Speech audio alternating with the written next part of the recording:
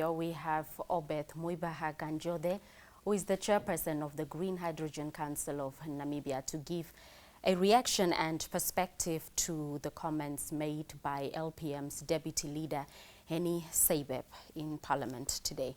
Well, DG, who is also the Director General of National Planning Commission. DG, welcome on the program. Thank you for having me. Well, the response, before we get to the Council's response to the motion by MP Seibeb, first just to take us through the green hydrogen program of the country. Is there one, DG? Yes, indeed, there is one.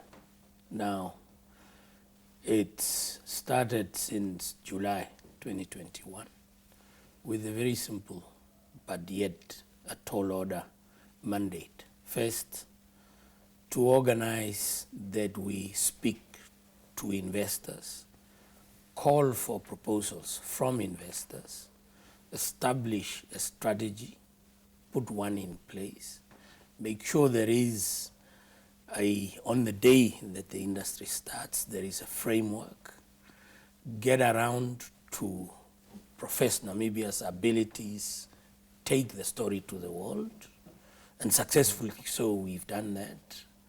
We then moved on to must announce the successful bidder out of the many who participated. Shortlisted 6, we got into separation of roles between policy and us and technocrats, just not to commingle that, and then headed to COP26 and made the announcement after a successful process of actually shortlisting that. So we have a story to tell. We engage the public, albeit not as wide as we could, that we should admit, and we still are going to go back to the public. We have been globally widely covered for all sorts of interests to try and drum up the capabilities that Namibia has to net zero and how we can actually help the world, plus raise the resources from the wind, the sun, the water to constitute the energy base or resource required by the world as we lead into the green industry. The clean energy. Now, DG, you've listened to the concerns by LPM Member of Parliament, Seibeb, asking about or just stating or being concerned about what he terms as the slow pace in terms of this program that you just described. From ground zero, meaning almost nothing existing in our country insofar as the industry is concerned, 18 months later, we have an agreement that covers the phases that are constituted in the agreement. A pilot phase from signature date, which was 26 May. We have 6 months, just as a period within which we could still do things. We will then head into a 2-year, 24 months period where actual feasibility starts. In the 6 months prior, the hyphen guys are going to have to be doing a lot of the long lead items, bring in the blades, the whole mast and put it up in the park and so on and so forth. Thereafter which the 24 months period starts ticking in. Now, until that report is tabled to government, for government to exercise its mind about whether it's viable or not viable, that is the trigger that gets us into the actual implementation agreement, whereupon the actual work will start. So that is the phase. So from ground zero, 18 months later, 800 days later, several thousands of hours, we have an agreement. That's phenomenal. That's a commitment. And mind you, we started from almost nothing. So that's phenomenal. And let me say this one thing. Rome was not built in a day, just like green hydrogen would not be built in a day. Another concern, on substance, Chairperson, is the local participation. He did mention about the hyphen, as you termed it, being awarded the preferred as the preferred bidder, but then the local participation, DG, is also another concern for members of parliament on the other side of the bench. Remember, this is in the setup of the governance structure in Namibia. You have the executive, you have the legislature, and the judiciary. This is an executive project. So the executive took it upon itself to race through this project and bring it to fruition 26 May.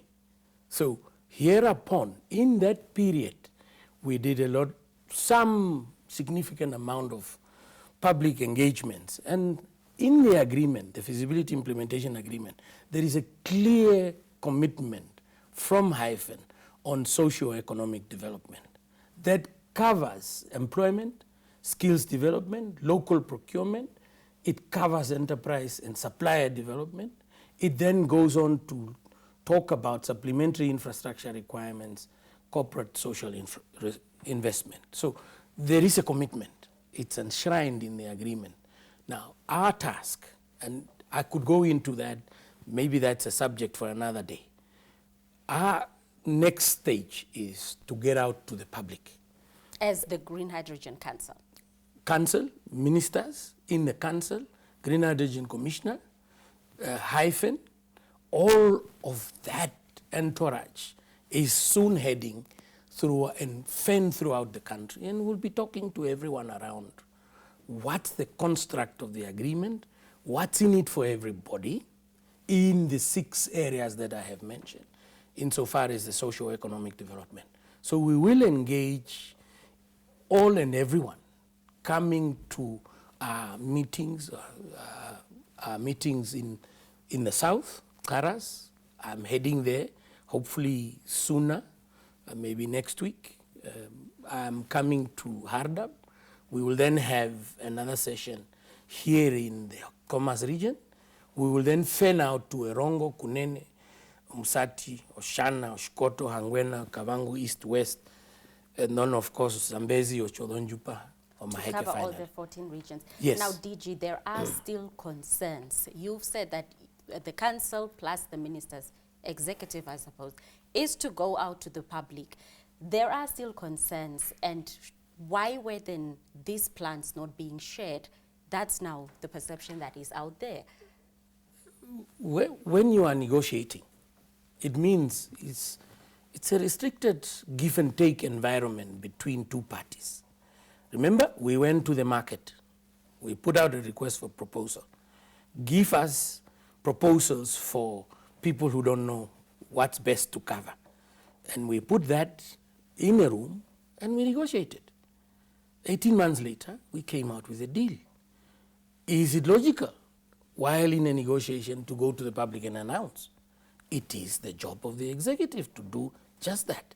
Once that is done, the logical thing to do for the executive is to fan out and spread the word about the agreement. Only after it has been concluded. That's the nature of the business. All right. That is the nature of the business. Prior closed room negotiations, until you have reached an agreement sealed in the feasibility and implementation agreement, we can now go out through everybody. Prior to that, we've done, the president, myself, some members of the team, the Green Hydrogen Commissioner and his team, Hyphen itself, we huddled in the town of Ludred, Skietmanshoop. I remember having gone to the country July last year. So all we need, the advice provided in the motion that we fan out, yes, that's acceptable. But we must take care. We don't have what it takes to raise it as fast as we can. But the commitment, the political will is behind the project. It is an admission also from the motion today that this has a profound footprint and transformative impacts onto the lives of so many. So the fact is, the will is at the table. And there is a program. Well, thank you, DG, for that update.